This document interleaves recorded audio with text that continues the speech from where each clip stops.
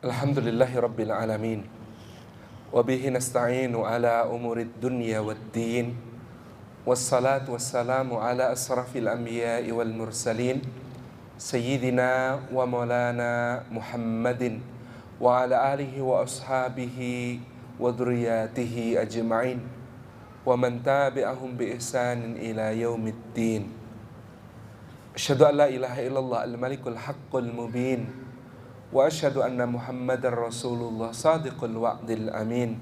Tsumma assalamu alaikum warahmatullahi wabarakatuh.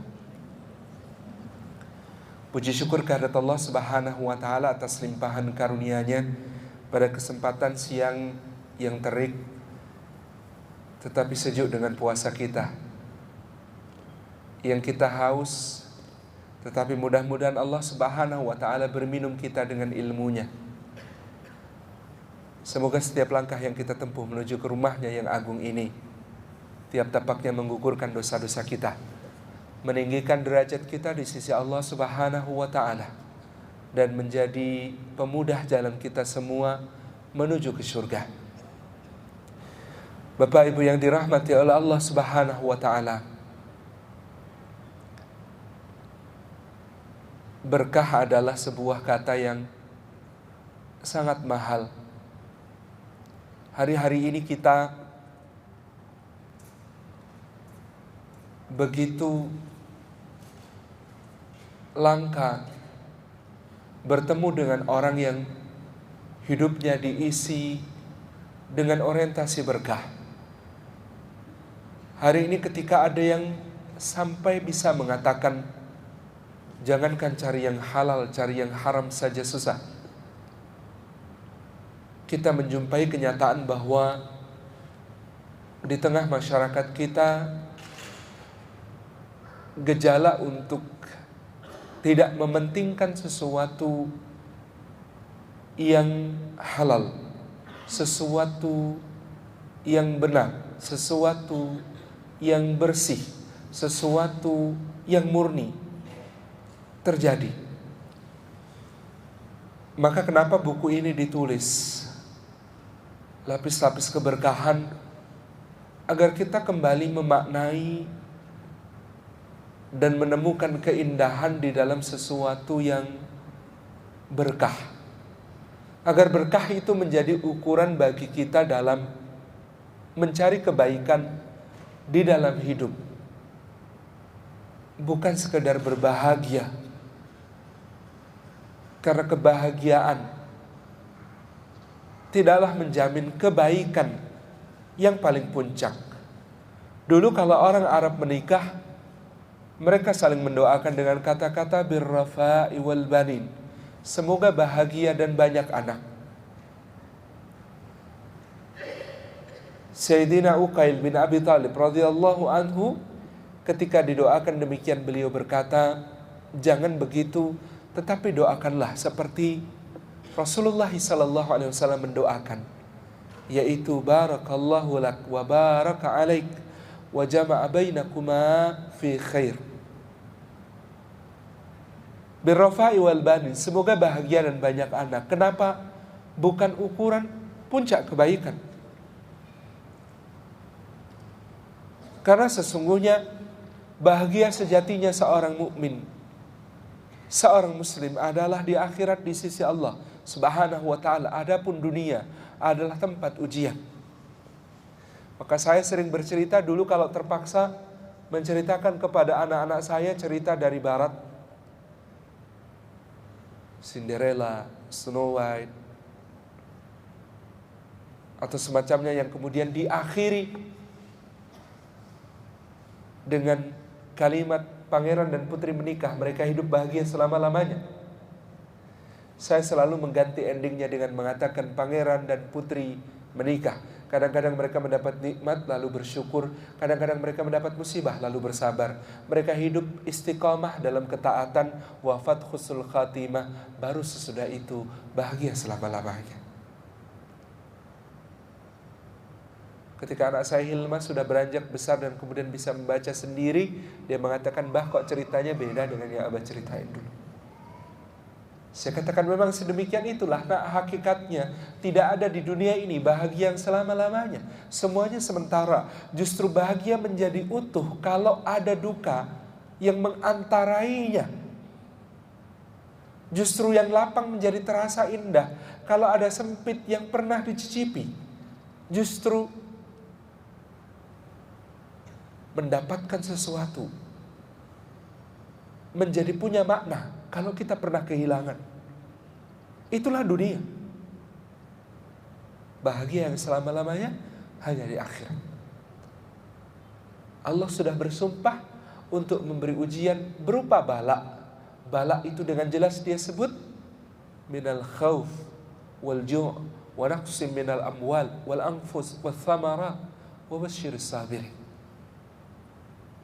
Ada rasa lapar, ada rasa takut, ada berkurangnya harta, berkurangnya jiwa orang-orang tercinta, melesetnya hasil dari perkiraan, dari ikhtiar-ikhtiar kita. Semua itu Allah tujukan untuk memberi kabar gembira kepada orang-orang yang sabar. Maka bahagia bukan ukuran kebaikan puncak. Apalagi banyak anak. Banyak dan sedikitnya anak bukan ukuran kebaikan yang puncak. Ada di dalam Al-Quran orang yang sangat berkah. Dia seorang saleh, bapaknya saleh, kakeknya saleh, kakek buyutnya saleh. Tapi bapaknya yang punya bapak yang saleh, punya kakek yang saleh, yang dia seorang nabi, punya bapak nabi, punya kakek nabi, punya 12 anak yang banyak. Tapi apalah itu ukuran kebaikan puncak? Tidak, karena anaknya 12, yang nakal 10. Itu saja anak yang soleh hilang. Bapak itu Yakub, 12 putranya dari Lewi, Yehuda, sampai Yusuf dan Bunyamin. Tabarakar Rahman. Apalagi kalau doa-doa kita tidak mengikuti sunnah Rasulullah kepada pasangan pengantin. Semoga langgeng ya sampai kakek nenek. Lalu sudah kakek nenek? Semoga langgeng ya dunia akhirat. Sudah baikkah langgeng dunia akhirat sebagai doa? Belum, karena ada pasangan yang langgeng dunia akhirat tetapi bukan kebaikan pada mereka. Wa imra'atuhu hammalatal hatab fi jidha hablum min masad. Abu Lahab dan istrinya Ummu Jamil adalah pasangan yang langgeng dunia akhirat. Di dunia kompak menyakiti Rasulullah sallallahu alaihi wasallam. Di akhirat kompak menghuni neraka Jahannam. Na'udzubillahi min dzalik. Tetapi mereka suami istri yang langgeng dunia akhirat. Dan dikukuhkan oleh Allah di dalam Al-Quran sebagai suami istri. Ada seorang namanya Ziyad bin Abihi. Ziyad anak bapaknya, karena bapaknya tidak jelas siapa. Maka dia dikenal sebagai Ziyad bin Abihi. Suatu hari menghina Utbah dan Utaibah, keduanya putra Abu Lahab, dasar anak musuh Allah. Kemudian Utbah dan Utaibah, putra Abu Lahab, mengatakan, iya sih kami anak musuh Allah, tapi bapak dan ibu kami itu bahkan pernikahannya dikukuhkan oleh Al-Quran. Beda dengan kamu, bapak saja gak jelas. Orang Arab kalau membales, jelebnya dalam. Tabarakar Rahman. Maka Rasulullah itu ketika kemudian seseorang menikah mendoakan barakallahu lak, semoga Allah memberikan berkah kepadamu laka dalam perkara-perkara yang membahagiakan, dalam perkara-perkara yang lapang, dalam perkara-perkara yang menyenangkan, dalam perkara-perkara yang mengundang senyum dan tawa, dalam perkara-perkara yang membuat kita merasakan nikmat-nikmat Allah Subhanahu wa taala. Semoga berkah. Karena nikmat kalau tidak didoakan berkah di dalam nikmat itu, dia pangkal kelalaian. Dia bisa menjadi jalan menuju keingkaran nikmat. Dia jalan menuju kekufuran kepada karunia Allah Subhanahu wa ta'ala. Maka dalam perkara yang baik, kita mendoakan semoga berkah. Semoga bertambahnya rizki, diikuti bertambahnya syukur. Semoga ditambahnya anak, diikuti bertambahnya kesalehan. Semoga bertambahnya umur, diikuti bertambahnya ketaatan.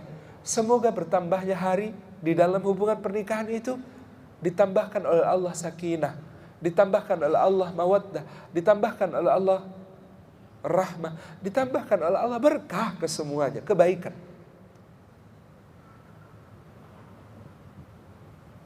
Ada orang yang ketika menikah, di awal pernikahan, mereka setia, mereka kokoh, mereka kuat, mereka saling membangunkan untuk qiyamul lail, mereka saling menyuapkan makanan yang memang hanya satu piring adanya.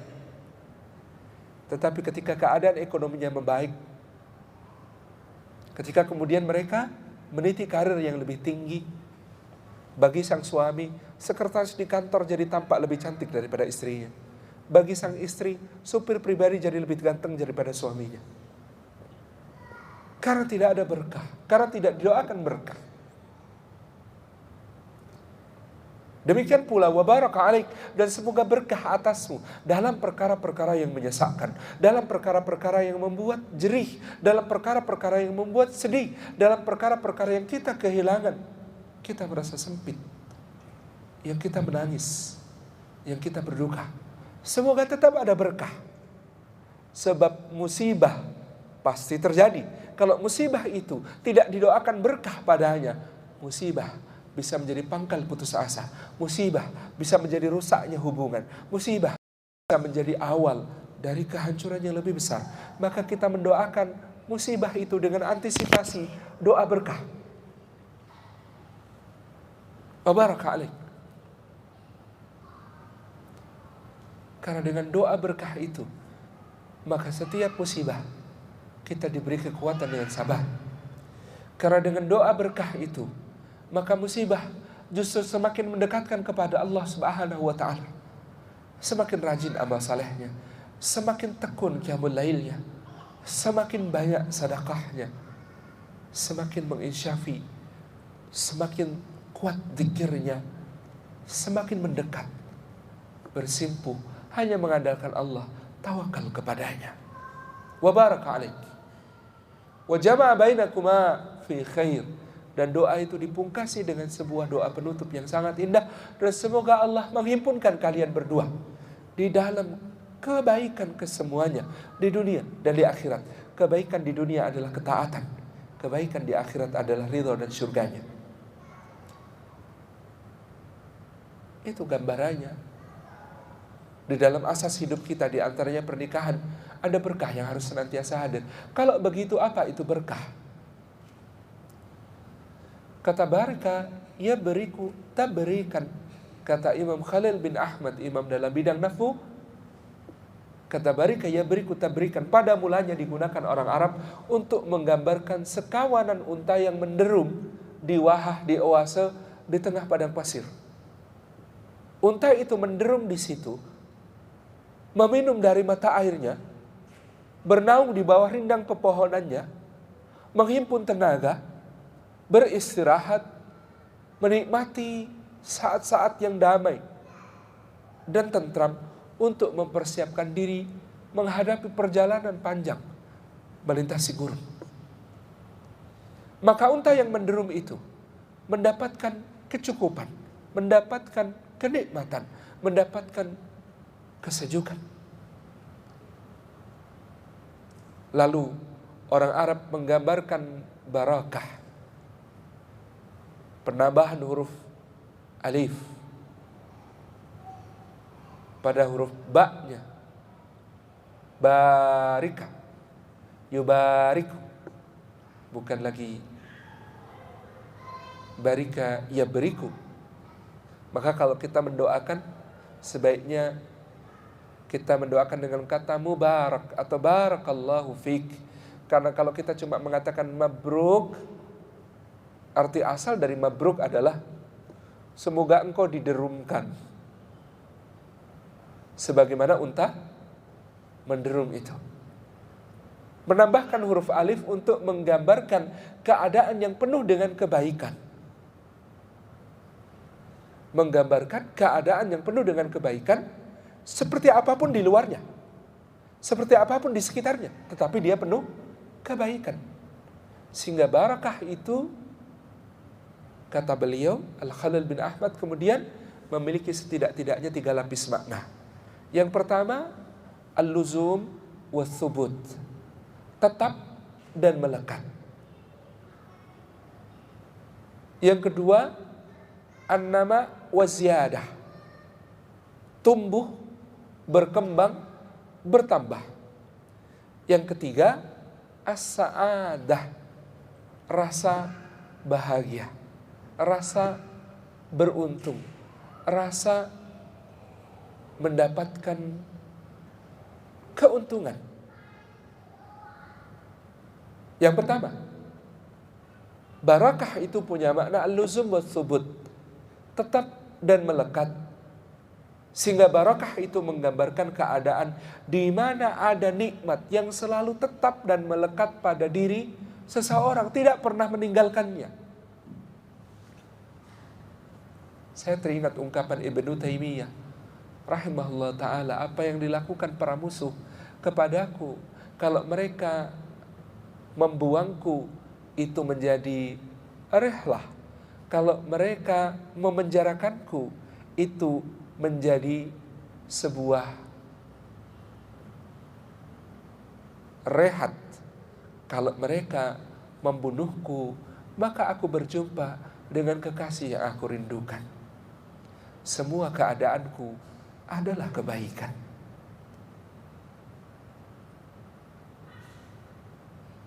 Bayangkan kalimat ini, luzum dan thubut, sesuatu yang tetap dan melekat, tidak pernah meninggalkan dia.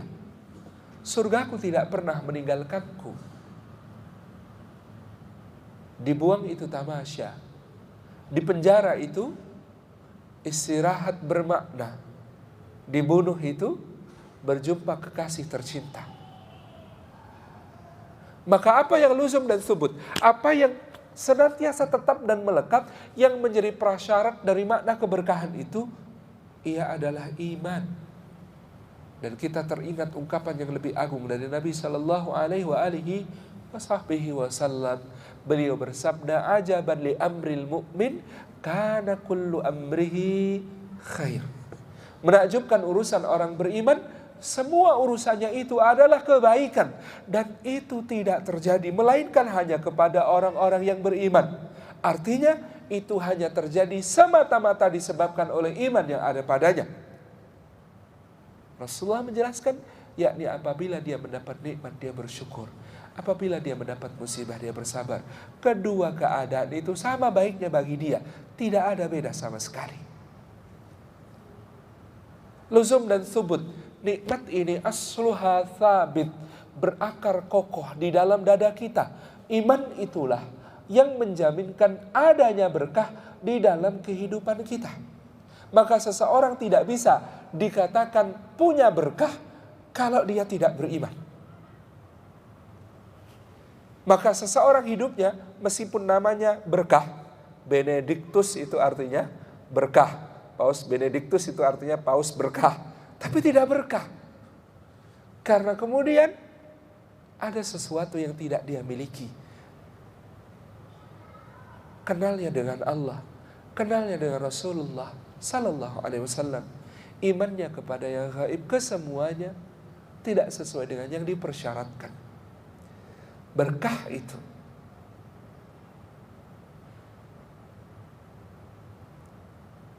pertama-tama hadir hanya jika dan hanya jika, kata guru matematika kita, ada iman yang menjadi prasyarat penting bagi hadirnya berkah itu. Luzum dan thubut, tetap dan melekat berkah itu. Karena iman yang juga dijaga untuk tetap istiqamah. Yang kedua, berkah itu an-nama wa ziyadah, tumbuh, berkembang, bertambah. Kalau asluha thabit, maka wa far'uha fis sama'. Dia sesuatu yang tumbuh, berkembang, batangnya tegak menjulang, cabang-cabangnya menggapai langit. Iman itu pasti menggerakkan amal saleh. Maka seorang yang berkah itu seorang yang tumbuh, berkembang, meluas manfaatnya, maslahatnya bagi dirinya, keluarganya, sesamanya. Dia bukan pelantun aku masih seperti yang dulu. Tidak. Dia bertumbuh, berkembang. Semakin baik. Meluas manfaatnya. Diri yang berkah. Seperti Umar bin Abdul Aziz. Pertama-tama hanyalah anak dari seorang yang saleh. Lalu dunia menghajatkan kesalehan dari anak saleh itu. Sehingga anak saleh itu diambil sebagai menantu oleh pamannya yang bukan cuma salah tetapi punya kekuasaan. Abdul Malik bin Marwan dinikahkan dengan putrinya Fatimah binti Abdul Malik. Maka kota Madinah yang pertama-tama mendapatkan berkah dari kesalehannya. Dia menjadi wali, gubernur Madinah. Lalu kakak iparnya Sulaiman bin Abdul Malik menginginkan agar berkah itu lebih luas. Setelah Umar dicopot oleh Al-Walid, kakaknya yang lain, Sulaiman menjadikannya justru penasehat yang tidak. Sulaiman mengambil suatu keputusan melainkan dengan pertimbangan Umar bin Abdul Aziz. Lalu sesudah itu Allah menghendaki berkahnya lebih luas lagi.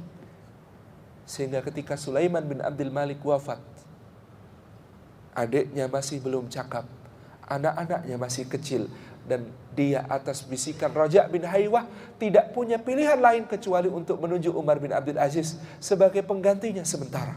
Sebelum anak-anaknya besar, sebelum adik-adiknya mampu. Sehingga 2,5 tahun keberkahan dari sosok saleh, beriman, bertakwa kepada Allah seperti Umar bin Abdul Aziz dinikmati oleh seluruh penjuru dunia Islam. Tumbuh kebaikannya, berkembang.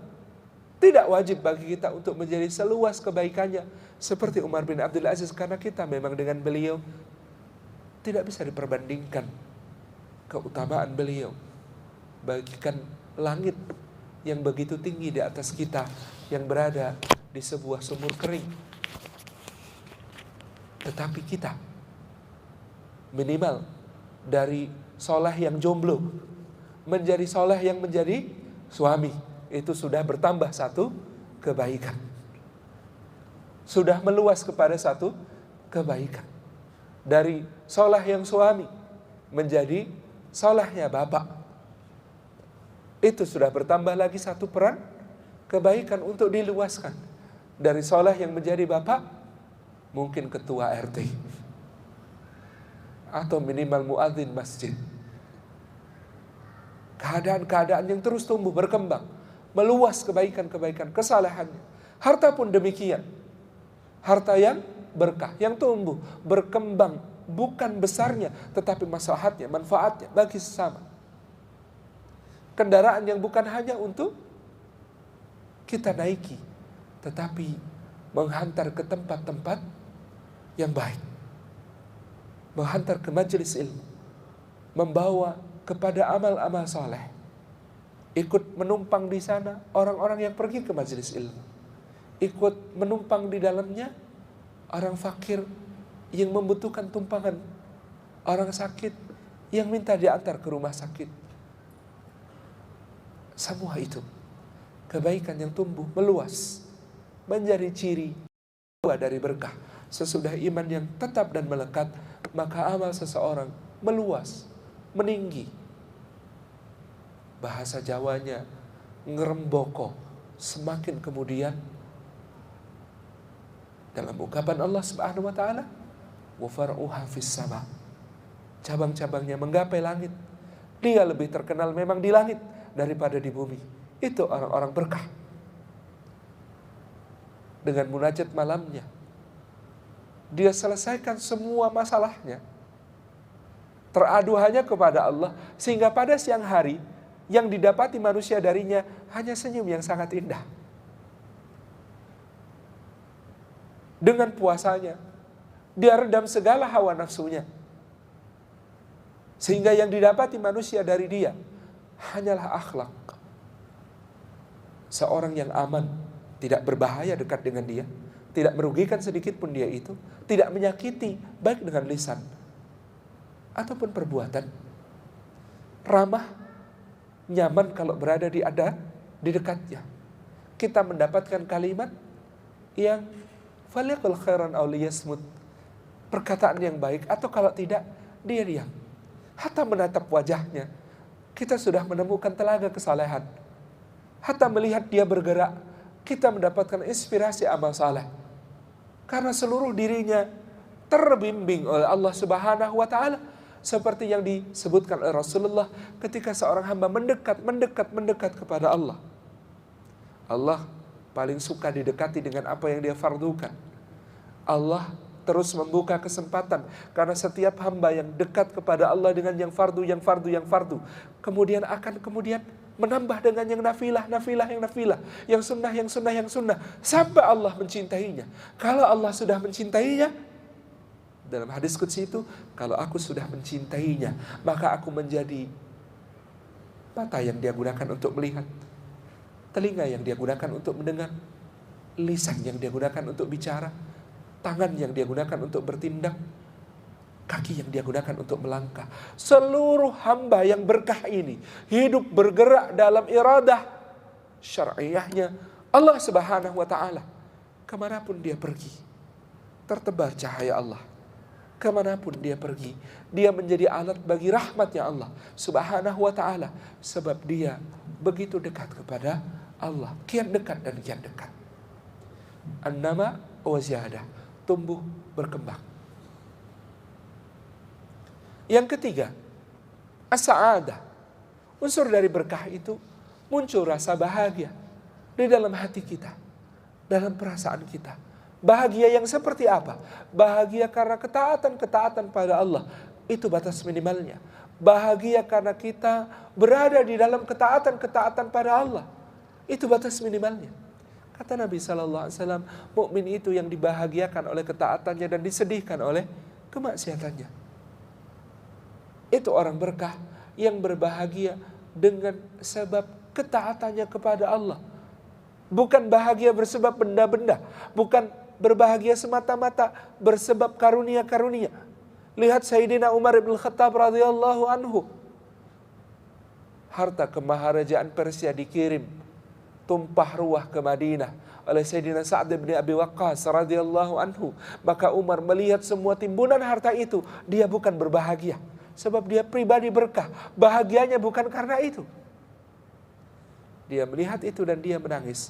Lalu Abdurrahman bin Auf bertanya, kenapa engkau menangis wahai Amirul Mukminin? Bahkan Allah sudah membukakan untuk Islam ini dengan perantaraan engkau kebaikan-kebaikan yang besar. Dunia merunduk ke semuanya dan datang ke Madinah ini. Kata Sayyidina Umar bin Khattab radhiyallahu anhu, pastilah ini bukan puncak kebaikan wahai Abdurrahman.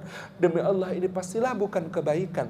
Kalau dia kebaikan yang paling puncak, Rasulullah lebih berhak atas ini daripada aku. Kalaulah ini kebaikan puncak, Abu Bakar lebih berhak daripada aku atas kebaikan ini. Karena mereka berdua lebih baik daripada aku, maka hal-hal yang paling baik lebih layak untuk datang kepada mereka daripada datang kepadaku. Tetapi ini datang kepadaku, maka demi Allah ini pastilah bukan yang terbaik. Karena dia tidak datang kepada Rasulullah, karena dia tidak datang kepada Abu Bakar As-Siddiq radhiyallahu anhu. Maka gunakanlah ya wahai Amirul Mukminin, kata Abdurrahman bin Auf, untuk kebaikan kaum muslimin. Umar mengangguk. Lalu beliau mengatakan betapa amanahnya pasukan ini, betapa amanahnya Amir Panglima ini. Maksud Sayyidina Umar, harta dari kemaharajaan Persia itu dikirim semuanya ke Madinah tanpa dikurangi secuil pun oleh Sayyidina Sa'ad bin Abi Waqqas dan pasukannya yang berjihad fisabilillah di Persia. Maka Sayyidina Ali bin Abi Thalib radhiyallahu anhu mengatakan kepada Sayyidina Umar, itu disebabkan karena engkau pemimpin mereka wahai Sayyidina Umar. Engkau di dalam hatimu tidak terbersit sedikit pun kecintaan kepada benda-benda ini, maka demikian pula pasukanmu tidak sudi kepada yang semacam ini. seandainya di hatimu, wahai Umar, ada cinta terhadap yang seperti ini, walau sebersit saja, niscaya pasukan itu akan saling bunuh untuk memperebutkannya. Tabarakar Rahman. Bahagianya bukan hal yang semacam itu. Sayyidina Umar bin Khattab tersenyum puas ketika semua harta itu sudah dibagikan. Ketika semua harta itu sudah ditasarrufkan untuk kebaikan kaum mukminin di seluruh wilayah yang menjadi amanah beliau, senilai sekarang dengan 24 negara membentang dari Maghrib di barat sampai Pakistan di timur, dari Yaman di selatan sampai Azerbaijan di utara. Tabarakar Rahman. Berkah itu sa'adah. Bahagia karena apa? Bahagia karena ketaatan kepada Allah. Harta yang datang kepada kita, kalau bisa jangan membahagiakan kecuali kalau sudah disedekahkan. Suami soleh yang datang kepada kita, kalau bisa jangan membahagiakan kecuali kita sudah semakin bertambah soleh bersama dia. Solihah. Apapun yang datang, jangan terlebih dahulu membahagiakan sebelum dia berubah menjadi sebuah ketaatan. Mukena baru. Itu harusnya kalah kebahagiaannya mendapat mukena baru daripada berhasil melaksanakan salat yang khusyuk dengan mukena itu.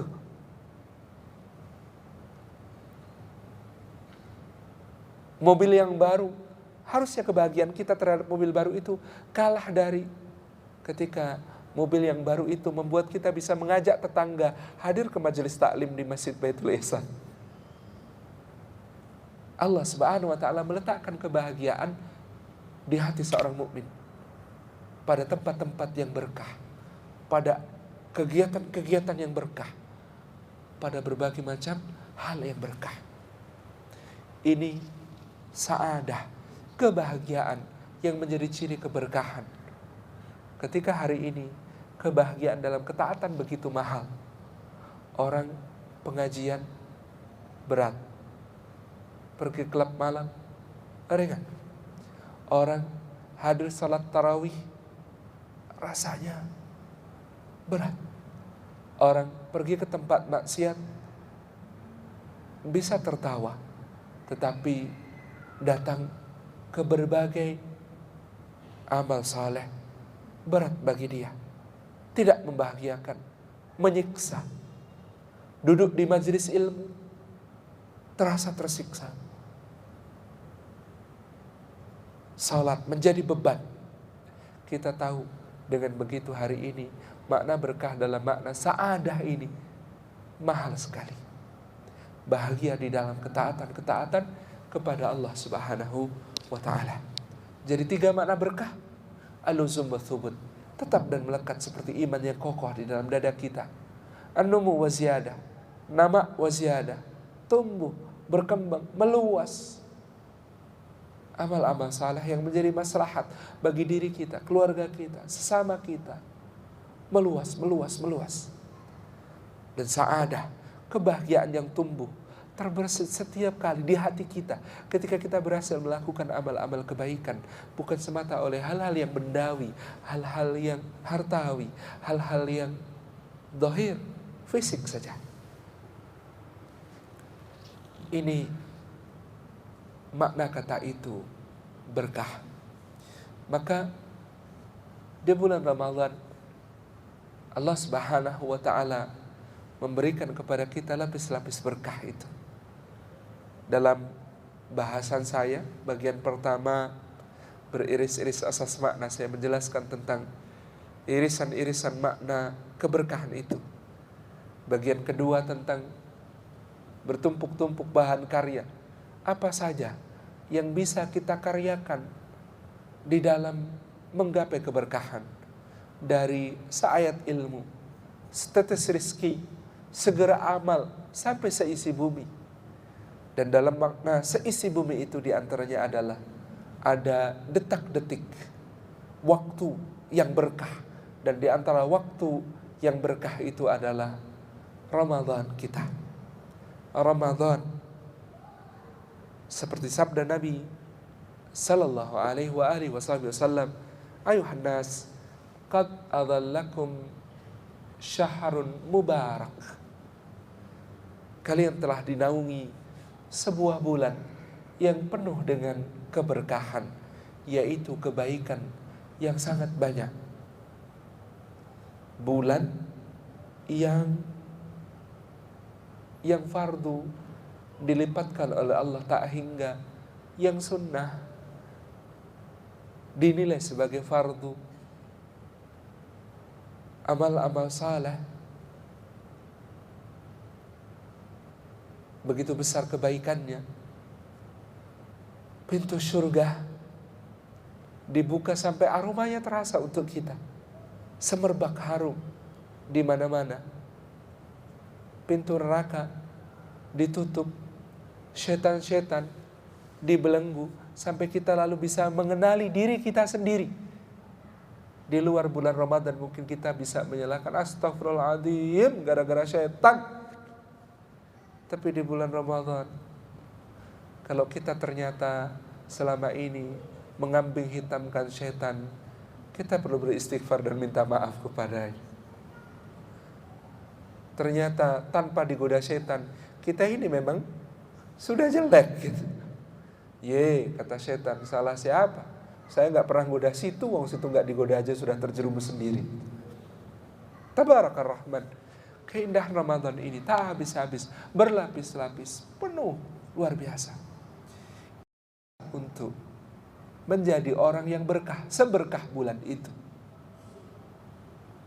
Maka orang berkah itu yang akrab dengan Allah, yang mesra dengan Allah, yang dekat dengan Allah, yang merasakan kehadiran Allah setiap waktu. Berzikir, menyebut asmanya, begitu dekat. Beribadah kepadanya seakan-akan melihat dia. Jika tidak melihat dia, maka yakin bahwa Allah Subhanahu wa ta'ala melihat kita. Kalau kita terjemahkan tadi hidup berkah sebagai hidup yang paling mesra dengan Allah Subhanahu wa ta'ala, maka kita temukan ada contoh tentang orang yang juga sangat mesra dengan Allah Subhanahu wa ta'ala. Di antara orang-orang yang mesra dengan Allah, ada satu yang digelari Khalilur Rahman, kekasih mesranya Allah, zat yang maha pengasih. Wattakhadallahu Ibrahim khalila. Allah Subhanahu wa ta'ala menjadikan Ibrahim sebagai khalilnya, mengambil Ibrahim sebagai khalil. Khalil itu hubungannya khullah. Khullah itu artinya intim, dekat, mesra, akrab, tahu luar dalam, kesemuanya, sejiwa, soulmate. Ini yang disebut sebagai khullah. Maka Khalil Rahman adalah kekasih yang sangat mesra dengan Allah. Dan Ibrahim alaihi salam, lelaki yang sangat mesra dengan Allah Subhanahu wa ta'ala itu, membuka untuk kita rahasia kemesraannya dengan Allah Azza wa Jalla, untuk kita juga susuri sejauh kemampuan kita. Dia bicara di surah Asy-Syu'ara ayat ke-78 sampai ke-82. Allah Subhanahu wa ta'ala merekam kata-kata Ibrahim itu indah sekali. Bagaimana dia gambarkan kemesraannya dengan Allah?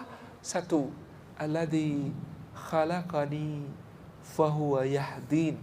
Allah itu dia zat yang menciptakan aku, maka dia pula yang memberi petunjuk kepadaku. Di ayat ke-79, di ayat ke-79 dia mengatakan walladzi huwa yuta'imuni wa yasqin, dan dia adalah zat, dia itu yang memberi aku makan dan juga memberi aku minum. Di ayat yang ke-80 dia mengatakan wa idza maridtu fahuwa yashfin, dan apabila aku sakit dia yang menyembuhkan aku. Di ayat ke-79 dia mengatakan di ayat ke-81 dia mengatakan walladzi yumituni thumma yuhyin, dan dia zat yang akan mematikan aku lalu menghidupkan aku lagi. Di ayat ke-82 dia mengatakan, "Walladzi atma'u ayaghfira li khati'ati yaumaddin." Dan dialah zat yang sangat aku harapkan untuk mengampuni kesalahan-kesalahanku pada hari pembalasan. Mari perhatikan bagaimana Ibrahim memandang hubungannya dengan Rabbnya Azza wa Jalla, kekasihnya Subhanahu wa ta'ala. Pertama, kalau kita mau menjadi insan yang mesra dengan Allah Subhanahu wa ta'ala, menjadi kekasih di antara kekasih-kekasih Allah Azza wa Jalla, penting bagi kita untuk menghayati kalimat pertama Ibrahim, Alladzi khalaqani fahuwa yahdin. Dialah zat yang menciptakan aku, maka dia pula yang memberi hidayah kepadaku. Kemesraan kita dengan Allah Subhanahu wa ta'ala barangkali dimulai dengan penghayatan kita bahwa Dia yang menciptakan kita. Dia yang memilihkan bahan tanah yang bersahaja untuk kita. Dan Dia yang meniupkan rohnya yang mulia ke dalam jasad yang dibentuknya dengan tangannya sendiri, Azza wa Jalla. Tanah yang diejek oleh iblis, dikatakan, ana khairum minhu khalaqtani min nar wa khalaqtahu min tin. Ya Allah, aku lebih baik daripada Adam. Kau ciptakan aku dari tanah, kau ciptakan dia. Kau ciptakan aku dari api, kau ciptakan dia dari tanah. Tidak selalunya api lebih baik daripada tanah. Karena kata para ulama, api itu membakar, merusak, menghanguskan, panas, dan cepat habis kalau tak ada lagi yang dia mangsa. Sementara tanah itu lembut, teguh, tabah, menumbuhkan, subur, lunak. Itu tanah. Dan kata guru saya dulu, Allahu yarham Kiai Haji Mu'tamid Khalil, mana mungkin api lebih baik dari tanah? Harga korek api dari dulu sebegitu-begitu saja, harga tanah naik terus. Lebih tinggi nilainya tanah itu jika bertakwa. Karena dia diciptakan la'allakum tattaqun, diciptakan untuk beribadah, beribadah agar bertakwa. Maka dia diciptakan untuk bertakwa. Jika A maka B, dan jika B maka C, jika A maka C. Jika A maka B, dan jika B maka C, maka jika A maka C. Kita ini diciptakan untuk beribadah. Wa ma khalaqtul jinna wal insa illa liya'budun. Dan kita ini disuruh beribadah supaya bertakwa. Ya ayuhan nasu ubudu rabbakum alladzi khalaqakum walladzina min qablikum la'allakum tattaqun. Kita adalah makhluk yang diciptakan untuk sebuah tujuan yang sangat indah, untuk bertakwa. Maka mari kita tafakuri penciptaan kita, seperti bahwa Rasulullah sallallahu alaihi wasallam diwahyukan kepadanya pertama-tama, Iqra bismi rabbikal ladzi khalaq. Bacalah dengan asma Rabbmu. Rabb itu pencipta, pemelihara, pengatur segala urusan, pemberi rizki, pemilik, penguasa, peminta tanggung jawab. Rabb itu. Tetapi Allah tidak hendak memberatkan manusia dan menjadikannya susah, sehingga yang dia minta tafakuri tentang semua sifatnya di dalam Rabb, di dalam rububiyahnya itu, yang mencipta, yang memelihara, yang memberi rezeki, yang mengatur urusan, yang memiliki, yang menguasai, yang meminta pertanggungjawaban. Allah mengatakan alladzi khalaq, yang telah mencipta. Khusus itu saja yang kau renungkan, kau baca dalam nama Rabbmu yang telah mencipta. Mencipta alam semesta yang maha luas, yang sangat agung, yang sangat besar, yang sangat dahsyat. Yang alam semesta ini bentuknya seperti apa? Kita masih bertanya-tanya. Yang kalau sudah ada bentuknya itu, di luar itu ada batasnya atau tidak? Yang kalau ada batasnya, terus di luar batas itu ada apanya? Kita saja tidak terbayang. keseluruhan alam semesta yang sangat agung ini. Kita cuma berada di sebuah planet yang sangat kecil di sistem tata surya. Yang tata surya itu sangat kecil dibandingkan galaksi Bima Sakti. Yang galaksi Bima Sakti itu sangat kecil dibandingkan seluruh jagat raya yang terus mengembang, yang begitu agung.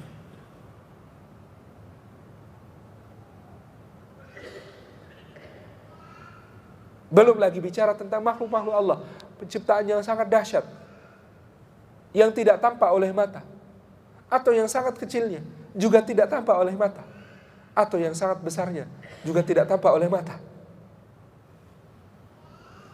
Mentafakuri malaikat saja, tak habis-habis takjub kita. Di Baitul Ma'mur, setiap hari 70.000 malaikat memasukinya.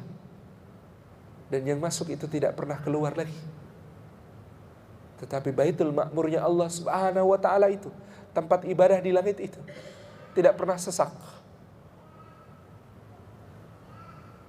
Seperti apa para malaikat itu yang du ajnihatin masna wa thulatha wa ruba, yang punya sayap 2 atau 3 atau 4. Yang paling agung di antara mereka Jibril alaihi salam punya 700 sayap. Yang satu sayap saja dibentangkan tertutup seluruh ufuk dari timur sampai ke barat.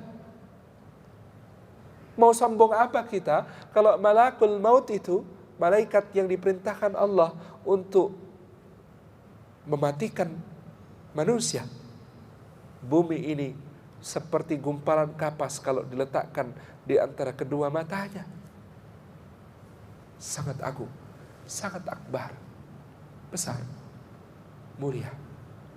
Maka Allah Subhanahu wa ta'ala memerintahkan kita, khalaqal insan, yang kau tafakuri penciptaanmu sendiri, penciptaan manusia itu, sehingga ketika kita mentafakurinya, mentakjubinya, bagaimana dari nutfah, percikan, dia tumbuh menjadi alaqah, bercak-bercak yang menempel, yang kemudian menjadi mudghah, gumpalan-gumpalan yang tumbuh di dalamnya azam, korda dorsalis, sumbu tengah tubuh, lalu menjadi tulang, lalu kemudian penulangan terjadi, lalu dibungkus itu dengan laham, dengan daging, supaya kita mengatakan seperti Sayyidina Umar bin Khattab mengatakan ketika dibacakan surah Al-Mu'minun ayat ke-12 sampai ke-14 itu di hadapannya, dia berseru-seru takjub, fatabarakallahu ahsanul khaliqin, maka maha mulia, penuh keberkahan, penuh kebaikan Allah Subhanahu wa ta'ala, dia pencipta yang paling baik. Perhatikan hidung kita, betapa indahnya, terukir dengan begitu sempurna, simetris kiri dan kanannya, lubangnya ditaruh oleh Allah di bawah, bukan di atas. Kalau di atas, hujan kita harus berpayung, kalau tidak repot.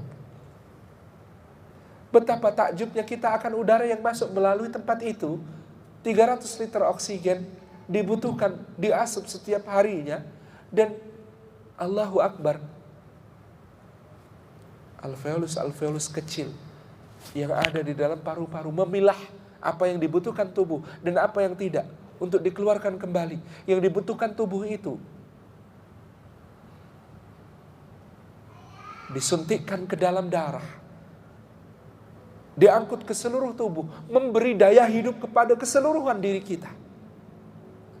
Tafakur yang agung, bagaimana mata itu Allah ciptakan kecil saja 2 bola, tetapi kalau kita mau, kita rentangkan seluas-luasnya. Semua yang ada di ufuk dari timur sampai ke barat dimasukkan oleh Allah sebagai bayang-bayang ke dalamnya.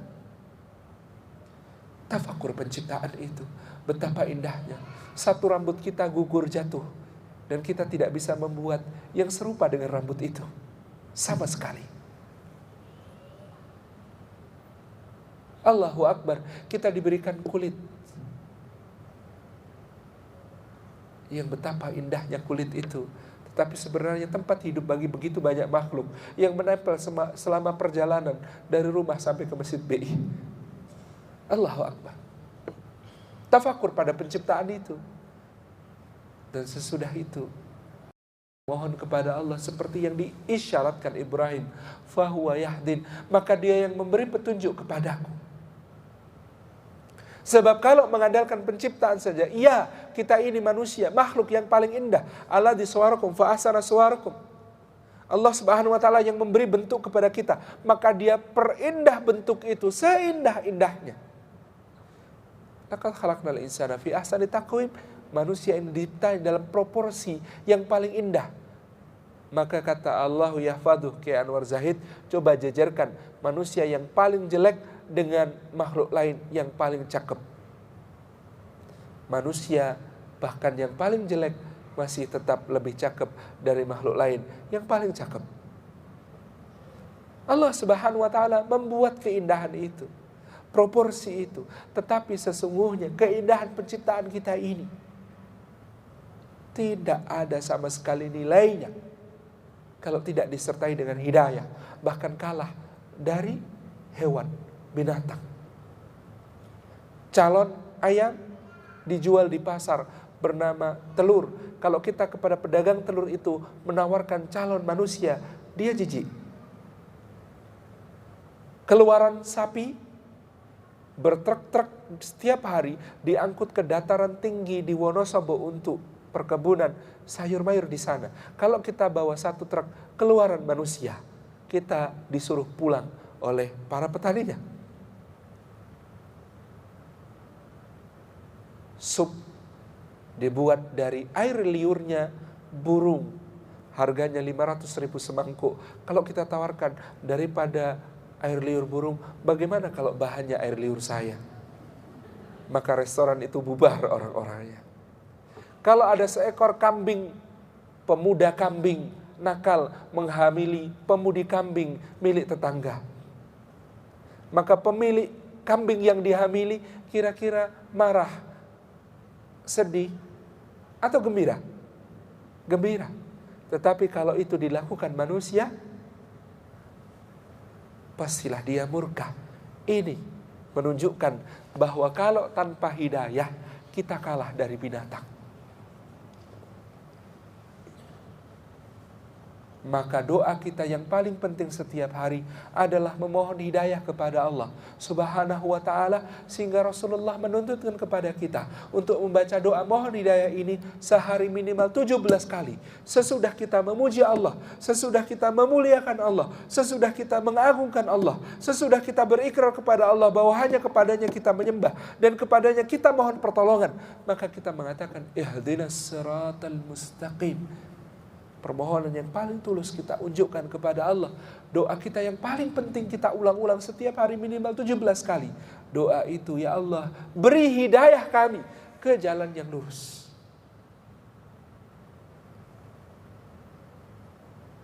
Alladzi khalaqani fahuwa yahdin.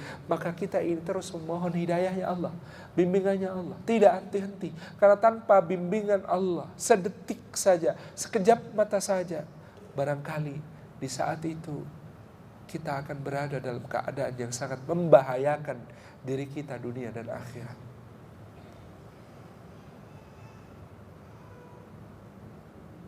Maka kita dituntun doa salah satunya, Allahumma rahmataka arju fala takilni ila nafsi tarfata ain wa aslih li sya'ni kullah la ilaha illa anta. Allahumma ya Allah, rahmataka arju, rahmatmu yang aku harap. Fala takilni ila nafsi tarfata ain, jangan engkau serahkan diriku ini kepada diriku sendiri, walau hanya sekejap mata. Dan perbaikilah urusanku kesemuanya. Sesungguhnya tiada ilah selain engkau. Tabaraka rahmat.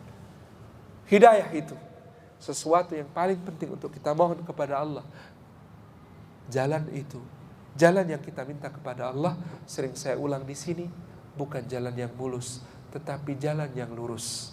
Jalan lurus tidak selalunya mulus, karena jalan lurus adalah jalannya siratal ladzina an'amta alaihim, jalannya orang-orang yang diberi nikmat oleh Allah, jalannya Adam, Idris, Nuh, Saleh, Ibrahim, Lut, Ismail, Ishak, Yakub, Yusuf, Ayub, Syuaib, Musa, Harun, Dzulkifli, Daud, Sulaiman, Ilyas, Ilyasa, Yunus, Zakaria, Yahya, Isa sampai Muhammad alaihi wassalatu wassalam, dan orang-orang yang beserta mereka, ghairil maghdubi alaihim waladdallin, bukan jalannya orang yang dimurka, bukan jalannya orang yang sesat, bukan jalannya iblis, bukan Fir'aun, bukan Qarun, bukan Haman, bukan Bal'am, bukan Samiri,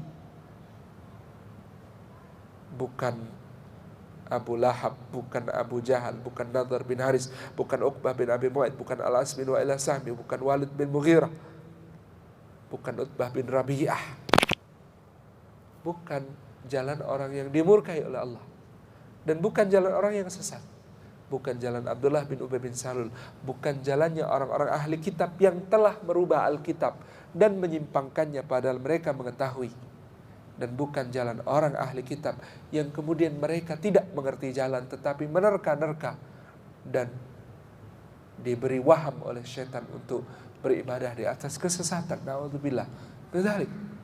Kita selalu memohon kepada Allah, ya Allah, tunjuki aku ke jalan lurus itu. Lurusnya di mana? Kata Isa alaihissalam, wa annallaha rabbi wa rabbukum fa'buduh. Hadza siratun mustaqim. Bahwasanya Allah adalah Rabbku dan Rabb kalian, sembah Dia semata. Ini jalan lurus. Lurus itu menyembah Allah semata-mata. Karena Dia Rabb kita, Dia adalah ilah kita. Adapun di dunia, jalan lurus itu bermacam-macam ceritanya. Sehingga Al-Quran membentangkan cerita dari awal sampai akhir menjadi bagian terbesarnya. Cerita-cerita itu semuanya cerita tentang contoh jalan orang-orang yang diberi nikmat, dan jalan orang yang dimurka, dan jalan orang yang sesat. Semuanya dibentangkan ceritanya oleh Al-Quranul Karim. Maka ciri kalau doa kita, ihdinas siratal mustaqim, itu dikabulkan oleh Allah, maka sesungguhnya kita suka menekuni kisah-kisah yang Allah Subhanahu wa taala maktubkan dalam Al-Qur'anul Karim. Apalah kita, pengembaraan hidup kita dibanding Musa alaihissalam yang meniti jalan lurus dengan begitu berwarna-warni hidupnya, dibandingkan dengan Ibrahim alaihissalam yang meniti jalan lurus dengan berpindah-pindah negeri dan petualangan berjumpa berbagai macam manusia. Apalah kita dibandingkan Maryam dengan ujian yang begitu berat. Apalah kita dibandingkan Ayub yang sakit selama 7 tahun. Lalu dia mengatakan, aku pernah sehat selama 70 tahun. Aku baru sakit selama 7 tahun. Aku malu kalau sampai mengeluh kepada Allah. Dan sekarang harus meminta sembuh padanya. Tabarakallah. Jalan lurus itu berliku-liku, kian indah, seperti firman Allah, nahnu naqussu 'alaika ahsanal qasas bima auhayna ilaika hadzal Qur'an. Kami ceritakan kepadamu wahai Muhammad sebaik-baik cerita sebagaimana yang telah kami wahyukan kepadamu di dalam Al-Qur'an ini. Cerita itu cerita Yusuf misalnya, yang berliku-liku dari anak kesayangan, saudara yang didengki, yang dibuang ke dalam sumur, yang dijual sebagai budak, yang digoda oleh majikan, yang dimasukkan ke dalam penjara, yang berdakwah di penjara, yang dinaikkan sebagai menteri, yang begitu luar biasa seluruh kisah hidupnya. Berwarna-warni jalan lurus itu. Alladzi khalaqani fahuwa yahdin. Allah zat yang mencipta aku, maka Dia pula yang memberi petunjuk kepadaku. Hidup yang mesra dengan Allah diawali salah satunya dengan mentafakuri hal ini. Sehingga kita bahkan dalam bercermin diajari untuk 2 hakikat ini. Mensyukuri penciptaan Allah sekaligus memohon kebaikan hidayah Allah untuk membimbing kita menjadi orang yang lebih baik. Alhamdulillah. Allahumma kama hasanta khalqi fahassin khuluqi. Ya Allah, segala puji bagi Engkau. Sebagaimana Engkau telah membaguskan penciptaanku, maka baguskan pula akhlak budi pekertiku. Yang kedua, kata Ibrahim alaihi salam adalah walladzi huwa yut'imuni wa yasqin. Kita tidak mungkin mesra dengan Allah Subhanahu wa taala sebelum menginsyafi bahwa wa ma min dabbatin fil ard illa 'ala Allahi rizquha. Tidak ada yang melata di muka bumi melainkan Allah Subhanahu wa taala menjamin rizkinya. Ibnu Katsir rahimahullah mengatakan disebut melata itu yang bergerak bukan dengan tangan, bukan dengan kaki, tetapi dengan dada dan perutnya. Maka kalau terhadap makhluk yang sedemikian Allah menjamin rizki, bagaimanakah terhadap anak-anak Adam yang Dia telah mengatakan walaqad karramna bani Adam. benar-benar telah kami muliakan anak Adam. Rizki itu jaminan Allah, tanggungan Allah, karunia Allah. Maka tidak layak bagi pemuda muslim ketika ditanya kenapa belum menikah. Waduh, kalau punya istri dan anak mau saya kasih makan apa? Saya kasih makan apa? Siapa yang memberi makan? Walladhi huwa. Maka Ibrahim tidak hanya mengatakan walladhi yut'imuni wa yasqin. Ibrahim mengatakan walladhi huwa.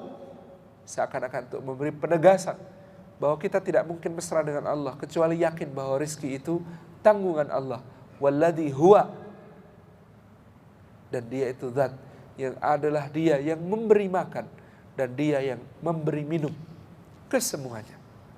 Rizki itu jaminan Allah. Rizki itu mendatangi kita dengan upaya yang lebih besar daripada upaya kita mendatangi rizki.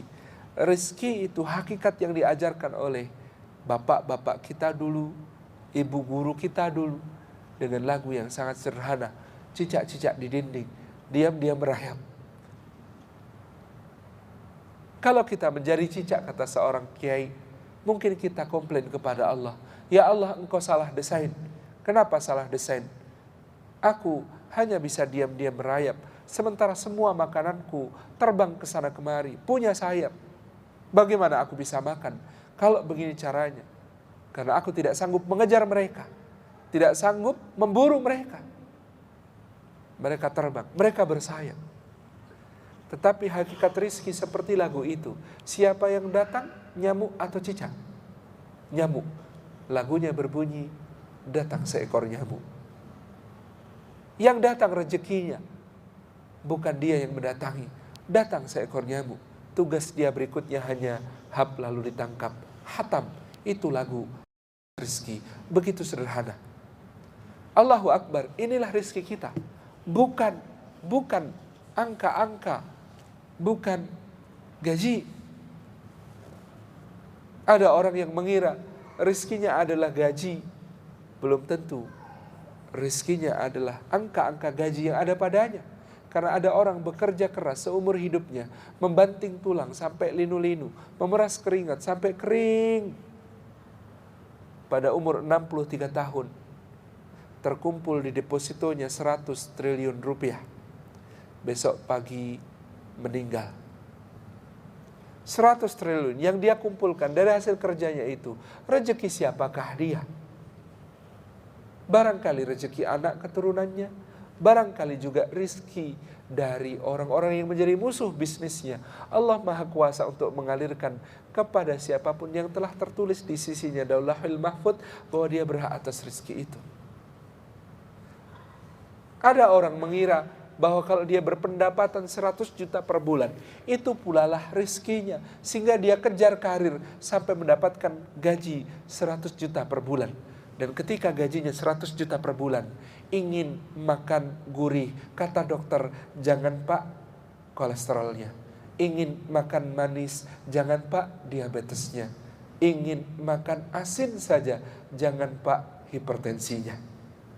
Sebagian dari rezeki itu sudah Allah cabut dari dirinya tanpa dia sadari. Ada orang yang mengira rezeki adalah apa yang bisa dibeli. Betapa dia keliru. Ada seorang pengusaha rumah makan, omsetnya miliaran, tetapi dia tidak bisa tidur di kasur. Karena kalau tidur di kasur, spring bed semahal apapun, dengan pegas selembut apapun, punggungnya tetap sakit.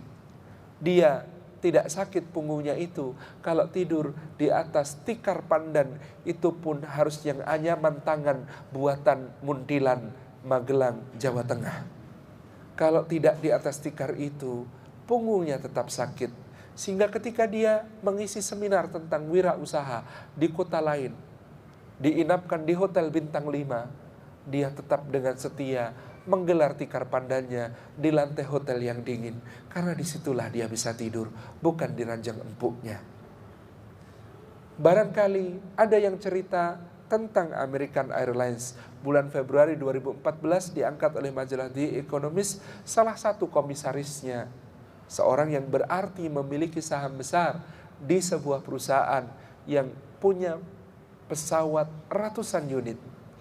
Maka dia ternyata seorang yang hyperfobia, punya rasa takut terhadap ketinggian, maka seumur hidupnya dia tidak berani naik pesawat.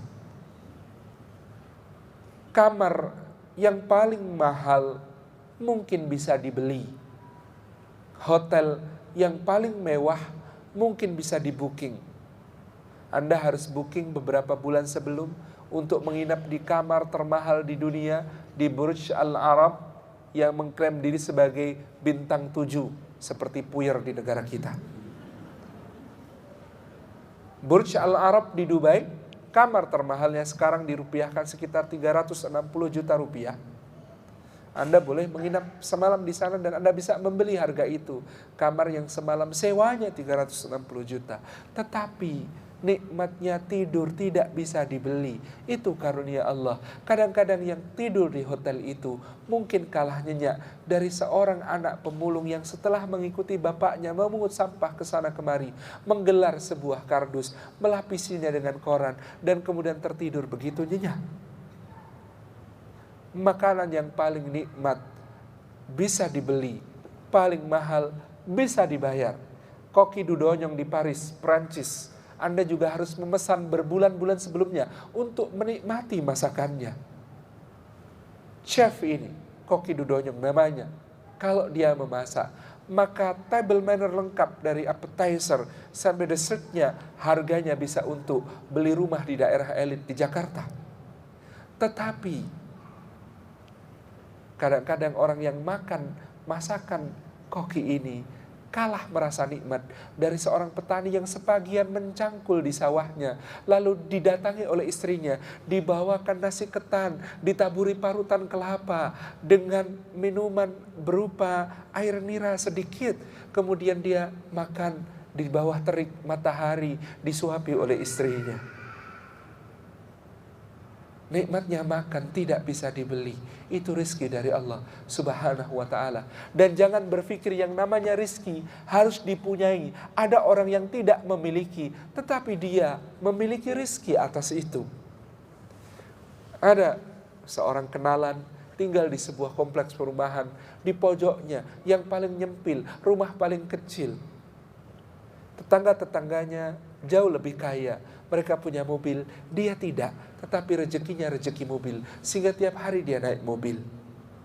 Karena tetangga-tetangga itu mengatakan, "Mas, mbok mobil saya dipakai, Mas. Kalau dipakai jenengan itu senenge, berkahi, pakai ya, Mas ya." Tetangga sebelahnya protes, "Kemarin sudah pakai mobilnya beliau, gantian sekarang pakai mobil saya, pakai, Mas." Yang tetangga sebelahnya lagi protes, "Dijadwal, Mas, saya juga pengen kebagian pahalanya, kegiatannya Masnya. Ayo." Para pemilik mobil itu ke kantor naik sepeda seperti anjuran dokter. Allah Subhanahu wa ta'ala mendistribusikan rezeki dengan adil, dengan pemurah, dengan maha dermawan. Indah sekali caranya. Kesemuanya itu sudah tertulis di sisinya. Itulah rezeki. Maka rezeki tidak selayaknya dikhawatirkan. Yang perlu kita khawatirkan adalah ketaatan kita kepada Allah Subhanahu wa ta'ala. Maka wahai orang-orang Jakarta, wahai ahlul qaryah, penduduk Ummal Qura Nusantara, janganlah kalian bekerja untuk mencari rizki. Karena rizki sebenarnya lah yang mencari ahlinya. Kata Imam Al-Ghazali, engkau tidak tahu di mana rizkimu, barangkali begitu, tapi rizkimu tahu di mana engkau. Kalau dia di langit, Allah perintahkan turun menjumpaimu. Kalau di dalam bumi, Allah perintahkan muncul untuk bertemu kamu. Kalau di lautan, Allah perintahkan timbul untuk datang kepadamu. Rizki itu kejarannya kepada kita jauh lebih dahsyat daripada kejaran ajal terhadap kita. Dan kejaran ajal terhadap kita jauh lebih dahsyat daripada kejaran kita terhadap rizki. Jadi kejaran rizki itu jauh lebih dahsyat daripada kejaran kita terhadapnya. Betapa lebih sabarnya dia untuk berjumpa kita. Sebab dia diciptakan bahkan mungkin sebelum kita tercipta.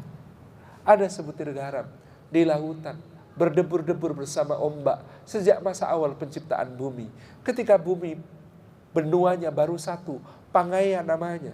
Sampai bumi terpisah-pisah benuanya menjadi seperti yang kita kenal. Dia berdebur-berdebur sama lautan.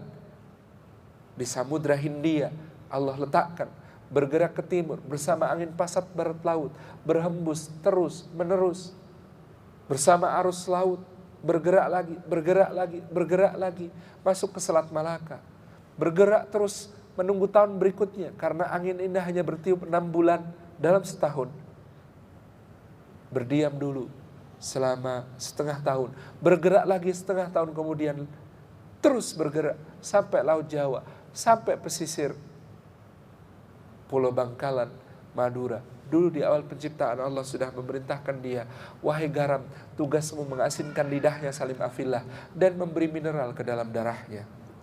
Berdebur-debur dia di pantai Pamekasan dan Bangkalan, lalu dialirkan oleh seorang petani tambak garam ke dalam tambaknya, digaruk setiap hari, terkristal, kering, terkena terik matahari, dimasukkan ke dalam karung, diangkut ke pabriknya PT Garam di Sumeneb, dimurnikan di sana, diisi zat-zat bermanfaat, dikirim dulu ke Jakarta. Barangkali dia protes, ya Allah katanya untuk Salim Afillah aku ini, kan Salim Afillah orang Jogja, kenapa aku harus ke Jakarta dulu? Kamu tunggu saja dulu di Jakarta. Salim sukanya pergi-pergi kalau akhir pekan begini. Lah ini dia masih di Masjid BI. Tunggu saja dulu di situ. Lalu dia diangkut mau ke Jogja, tapi lewat Semarang dulu. Lewatnya jalur Pantura. Tabarakar Rahman, keajaiban dunia, indah sekali. Kalau piramid Mesir itu dibangun per unit rata-rata 100 tahun. Tembok besar Cina sejak dibangun oleh Qin Shi Huangdi sampai diselesaikan oleh para kaisar dinasti Ming butuh waktu 1600 tahun. Maka jalur Pantura lebih hebat lagi karena konon perbaikannya belum selesai sampai hari kiamat. Lalu dari Semarang dia diangkut ke pasar Beringharjo di Yogyakarta. Kata dia, ya Allah, lah istrinya Salim tidak pernah belanja ke sini. Iya, kamu tunggu. Dia diangkut lalu ke pasar Prawiro Taman, dekat rumah saya itu, cuma 3 kilo. Di pasar Prawiro Taman, ya Allah, lah dia juga jarang belanja ke sini. Sampai dia diambil oleh seorang tetangga saya yang punya warung kecil, namanya Mas Trimanto. Saya kenalkan, orangnya soleh, rajin ke masjid, sholat berjamaah 5 waktu. Belum menikah. Mas Trimanto menjual garam ini di warungnya. Beberapa bulan kemudian baru istri saya kehabisan garam. Lalu dia beli garamnya, dia bawa ke rumah, dia taburkan ke sayur lodeh kesukaan saya. Lalu kemudian dia sajikan pagi itu. Dia ketok pintu kamar saya, Mas monggo dahar sudah siap. Lalu saya berjalan dari kamar tidur ke ruang makan. Lalu saya makan. Garam itu memasuki tubuh saya. Dia bertakbir, ya Allah, selesailah tugas hamba. Tabarakar Rahman. Saya cuma berjalan dari ruang tidur ke ruang makan. Garam itu sudah berpetualang begitu jauh. Lah kita baru bicara garamnya, belum santan kelapanya, belum labu siemnya, belum terongnya, belum kacang panjangnya, belum daun melinjonya, belum bahkan istri saya kalau masuk sayur lodeh agak aneh, dibumbui juga pakai tempe bosok. Anda tahu tempe bosok untuk bumbu? Tempe bosoknya itu kedelainya dari Amerika, impor. Maka betapa jauh rizki-rizki itu datang menjumpai saya, si fakir yang dhaif yang telah Allah tulis Salim dapat rizki sayur lodeh lengkap pada hari itu, juga nasi, juga lauk. Kesemuanya datang dari seluruh penjuru dunia. Betapa kayanya dia. Allahu Akbar, inilah rizki. Maka jangan bekerja mencari rizki, wahai orang Jakarta, tetapi bekerjalah mencari pahala. Karena bekerja itu ibadah kepada Allah Subhanahu wa ta'ala.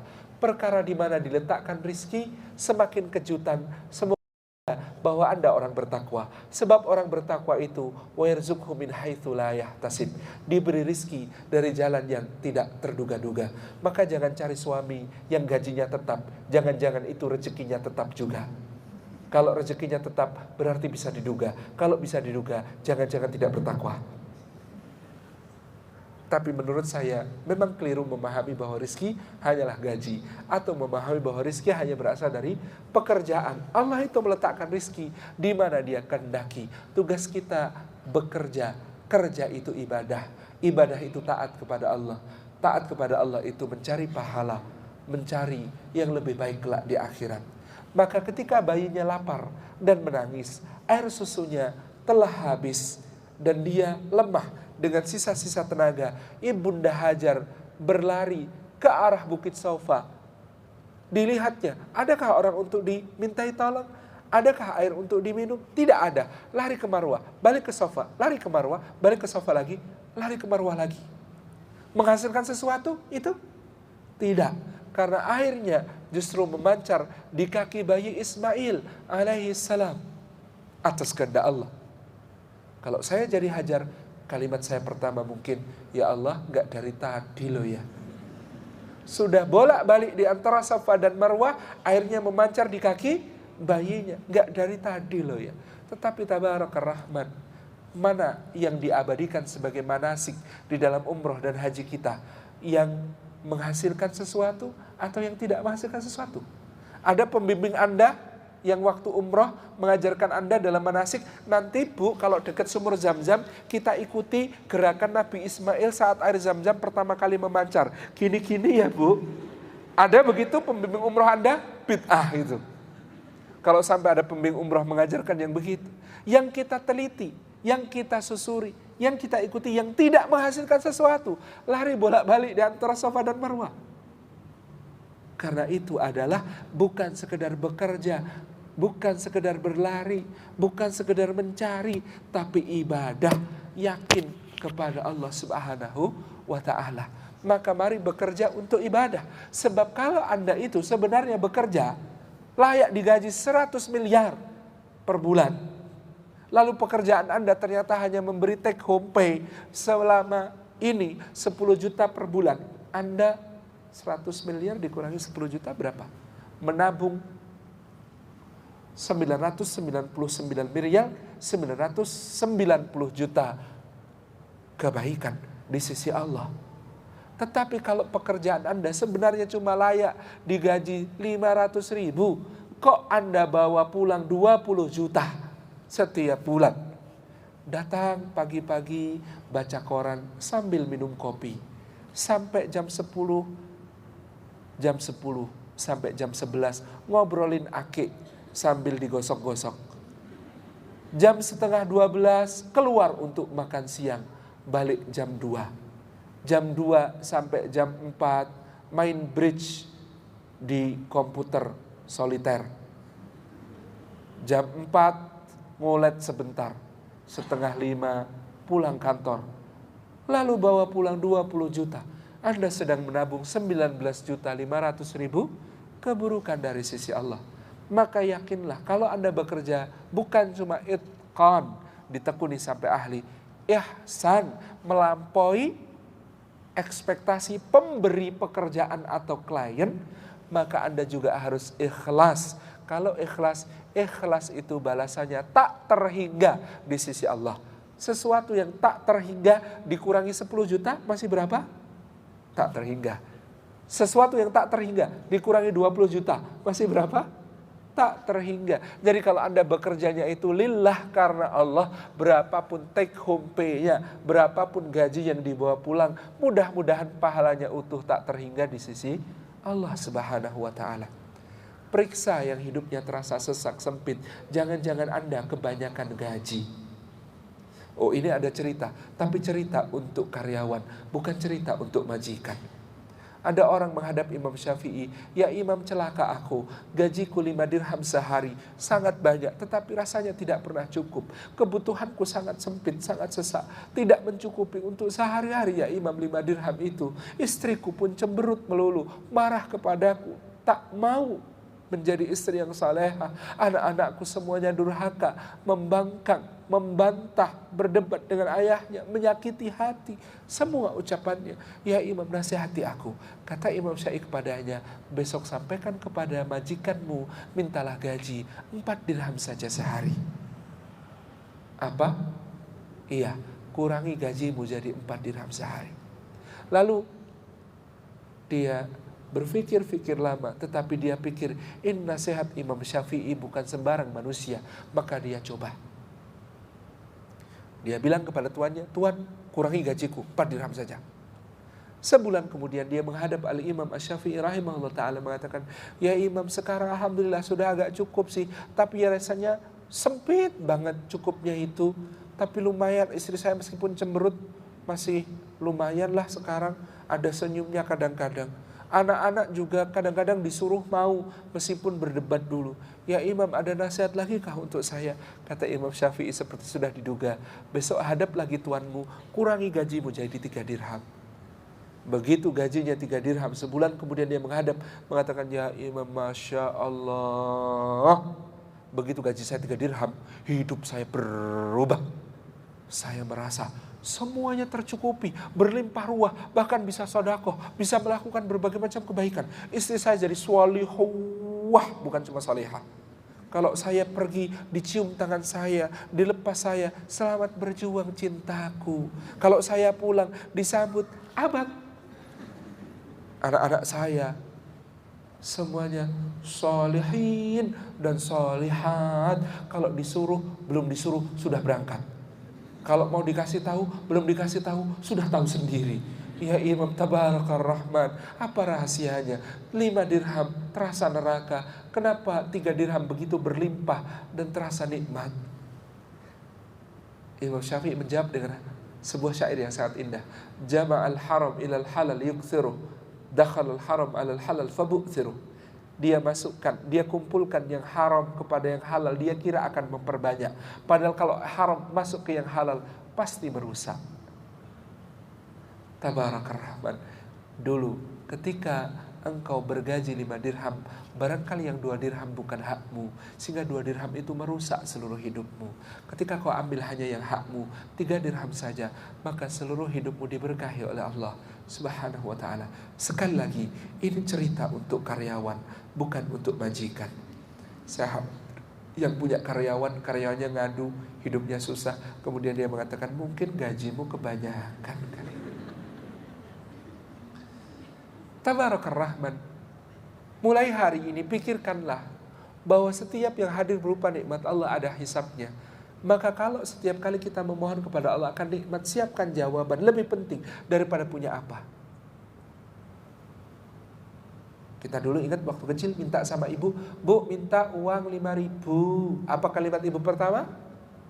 Buat apa? Lalu kita hari ini minta kepada Allah berbagai hal. Lupa bahwa Allah juga akan bertanya bukan cuma buat apa, tapi bagaimana kamu ambil, buat apa kamu nafkahkan. Yang akhwat-akhwat berdoa kepada Allah, ya Allah, minta suami saleh ya Allah. Sudah dijawab, buat apa?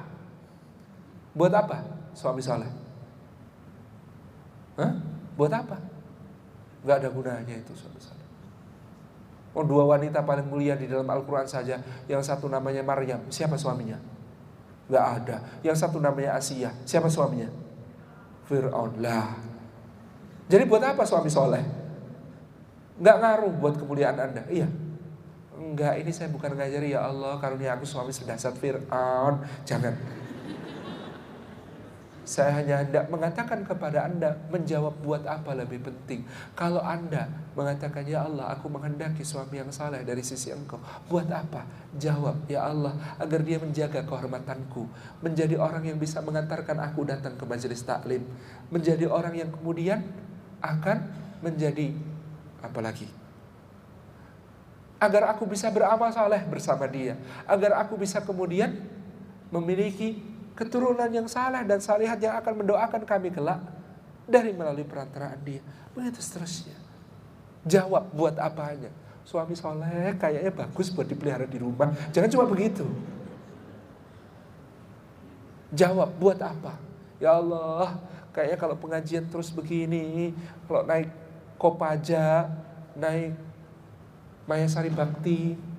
Kok capek ya Allah, berikan kendaraan ya Allah. Buat apa? Buat pengajian ya Allah. Ya sesekali buat ke mall boleh ya Allah ya. Jawab yang jujur kepada Allah Subhanahu wa taala. Buat apa? Agar ringan kita hisab di akhirat kelak. Karena ternyata menjawab buat apa bukan cuma meringankan hisab di akhirat, tetapi barangkali juga meringankan karunia itu di dunia. Seorang lelaki menikah. Dia bawa istrinya setelah walimah ke rumah kontrakan mereka yang ada di sudut sempit sebuah kampung yang jalan masuknya motor pun harus dituntun. Ketika berada di dalam rumah itu, sang suami mengatakan, maaf ya belum bisa nyediain rumah, adanya begini kecil saja. Kata sang istri, gak apa-apa mas, punya rumah itu gak wajib. Oh iya ya dek ya, punya rumah itu gak wajib. Iya mas, yang wajib itu sholat mas. Iya juga ya. Terus kamu gak pengen punya rumah dek? Pengen mas punya rumah, tapi yang penting rumah di akhirat. Di surga, di dunia, asal bersamamu, ngontrak kemanapun, aku rela. Kata sang suami, Masya Allah dek, kamu contoh istri gerakan anti korupsi. Lalu mereka berada di rumah itu, berbakti sekuat kemampuan. Anak-anak kecil tiap Rabu, Jumat, Ahad, sore ngaji di rumah mereka.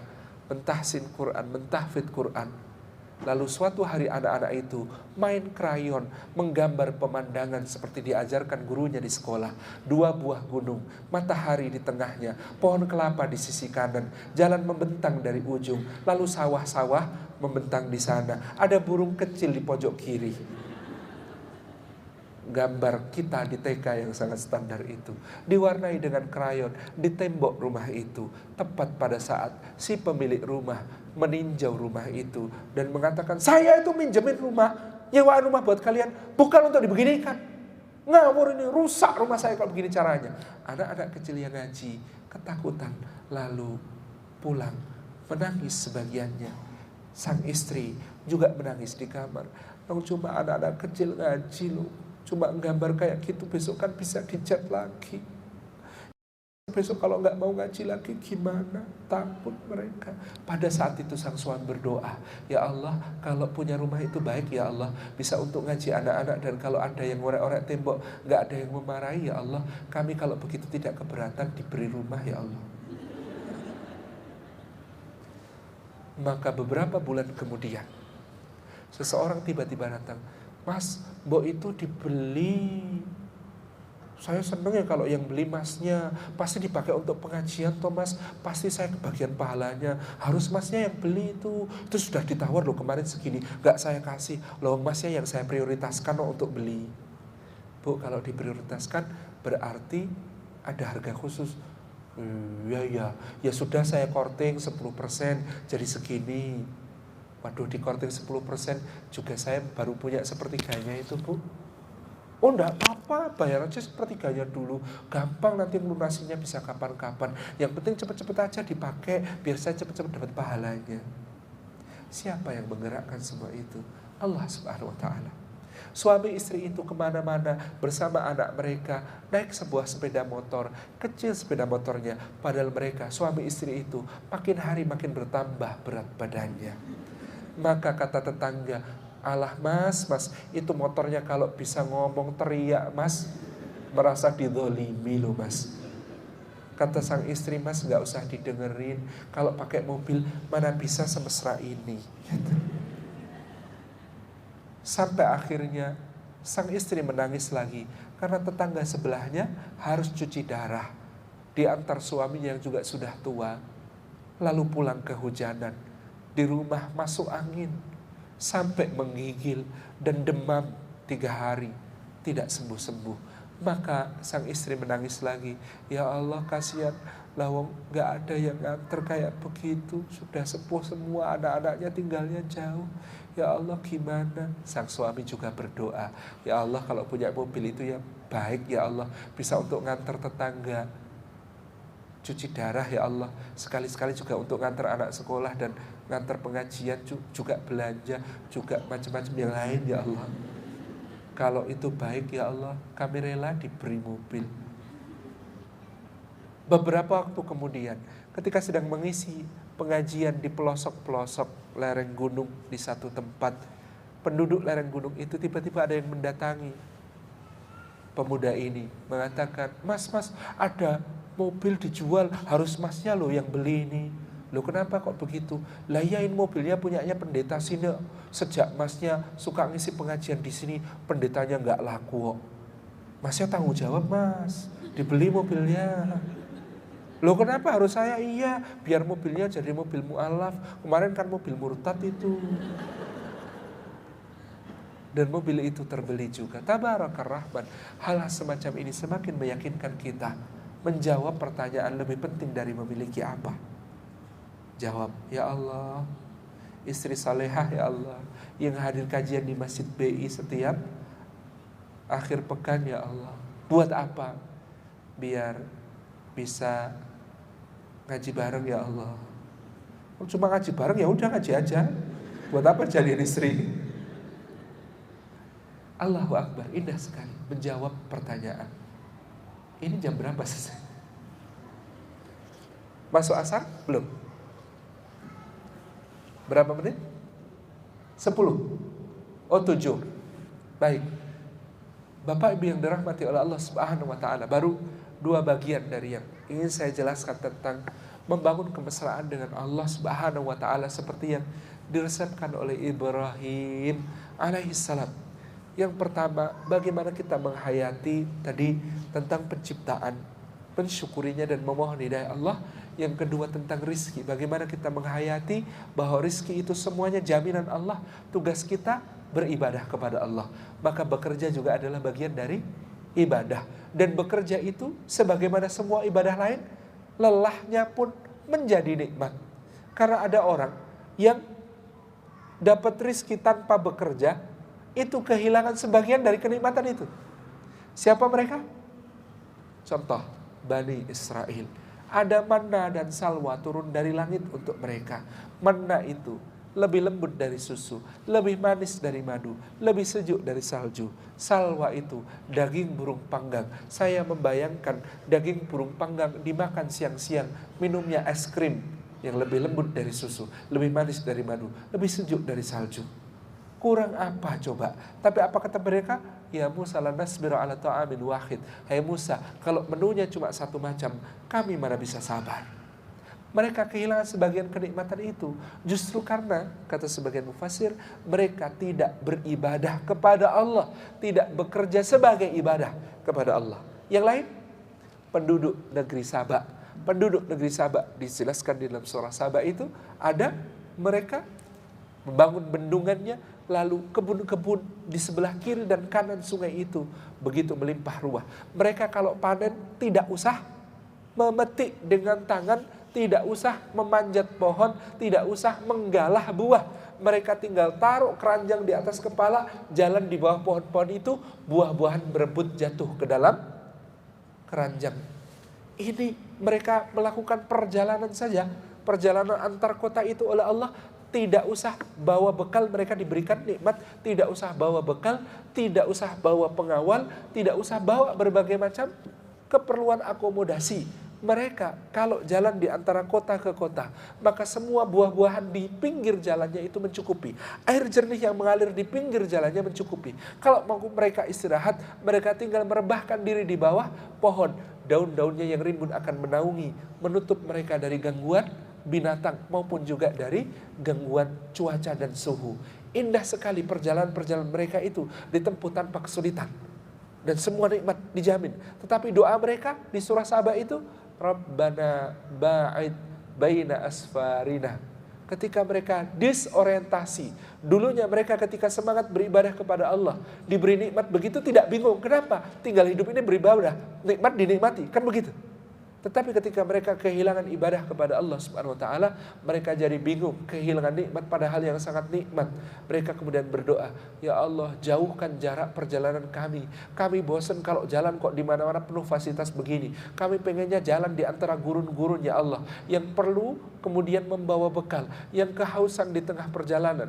Bayangkan.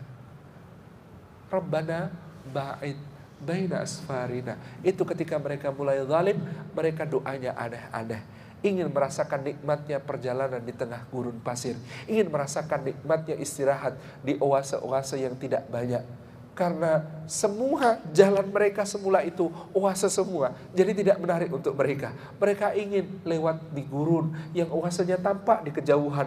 Lalu kemudian ketika sampai di sana ternyata fata morgana. Itu lebih menantang buat mereka.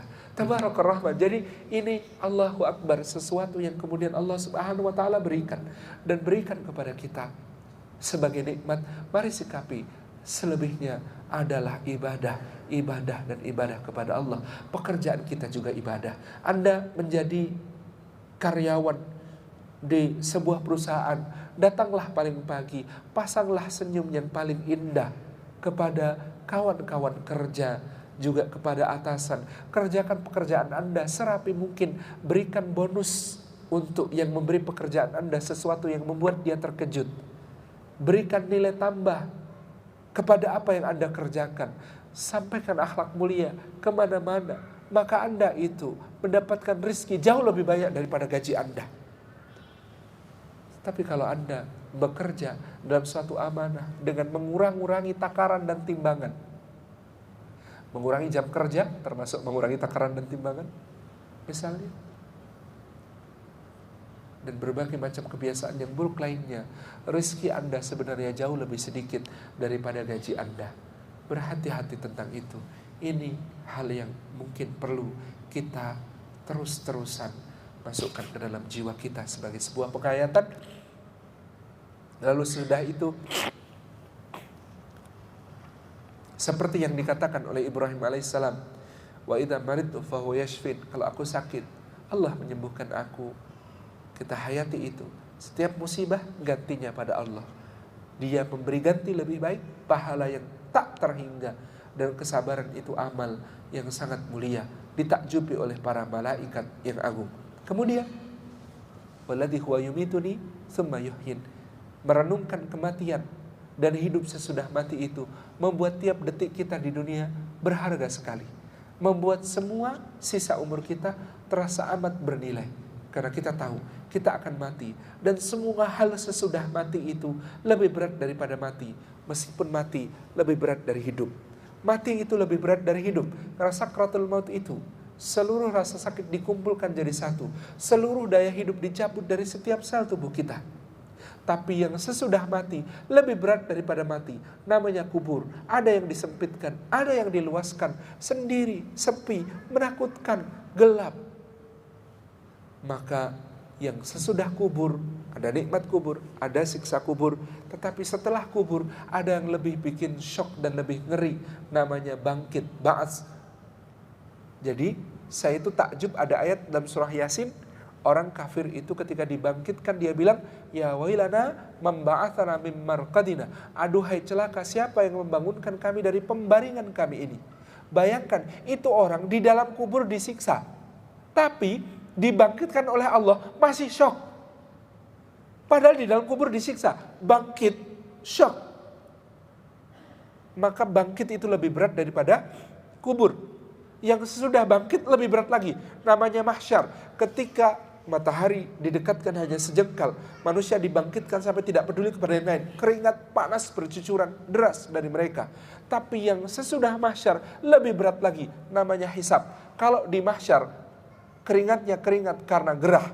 Kalau di hisab keringatnya keringat dingin. Nabi mengatakan kita ditampakkan amal, ditampakkan semua nikmat Allah, lalu kita malu kepada Allah melihat nikmatnya kita gunakan untuk maksiat. Malu itu bercucuran keringat dingin. Ada yang tenggelam sampai mata kaki di keringat dinginnya sendiri, ada yang tenggelam sampai lutut di keringat dinginnya sendiri, ada yang tenggelam di sampai pundak di keringat dinginnya sendiri, karena sangat malu kepada Allah. Itu hisab. Hisab mending, ada yang lebih berat lagi sesudah itu. Namanya menerima catatan amal. Ada yang menerima catatan amal dari kanan, ada yang dari kiri. Ngeri. Ada yang dari balik punggung. Wara'a dhahri, yang dari balik punggung itu kata para ulama, kenapa? Karena dia ingin mengambil dari depan tetapi sangat malunya kepada Allah sehingga punggungnya tertekuk, dia sangat perunduk sehingga tangan ini untuk mengambil catatan amal dia tusukkan ke dalam dada, tembus sampai ke belakang punggungnya untuk mengambil catatan amal itu. Ada yang lebih berat sudah itu, ada namanya mizan. Ada yang lebih berat sudah mizan, ada namanya sirat, dibentangkan titian yang kata Kiai Haji Zainuddin MZ, titian serambut dibelah 7 begitu ya. Di atas jahanam itu lebih horor lagi karena ada yang di atasnya secepat kilat kecepatan cahaya, ada yang seperti guru kecepatan suara, ada yang kurang dari itu, ada yang merangkak-rangkak baru sampai tengah, naudzubillah, jatuh. Dan semua itu terjadi, semua itu berlaku ketetapan-ketetapan Allah. Horor yang berikutnya lagi, lebih horor lagi semua siksa-siksa yang Allah perlihatkan di dalam nerakanya. Jadi semua sesudah mati itu horor yang tak habis-habis. Maka memikirkan mati dan hidup sesudah mati itu lebih membuat kita hidup di dunia ini, lebih membuat kita menghayati tiap detik yang sangat berharga untuk menanam saham kebaikan yang ingin kita tuai di akhirat, yang ingin kita bahwa ia terus mengalirkan pahala tak habis-habis sampai hari kiamat. Yang terakhir, walladzi atma'u ayaghfira li khati'ati yaumiddin, dan zat yang sangat aku harapkan untuk mengampuni kesalahan-kesalahanku pada hari pembalasan. Maka benar, inilah tawadhu'nya para nabi Allah. Mereka tidak mengatakan, dan zat yang sangat aku harapkan membalas amal-amal salehku pada hari pembalasan. Tidak, mereka mengatakan mengampuni kesalahan-kesalahanku pada hari pembalasan. Maka akhlak utama itu kata para ulama cuma 2. 1 as-sidqu, 2 at-tawadhu. Semua akhlak lain muaranya dari kedua hal itu. Semua akhlak lain sebenarnya lahir dari 2 akhlak dasar itu. 1 as-sidqu, jujur, 2 at-tawadhu, rendah hati.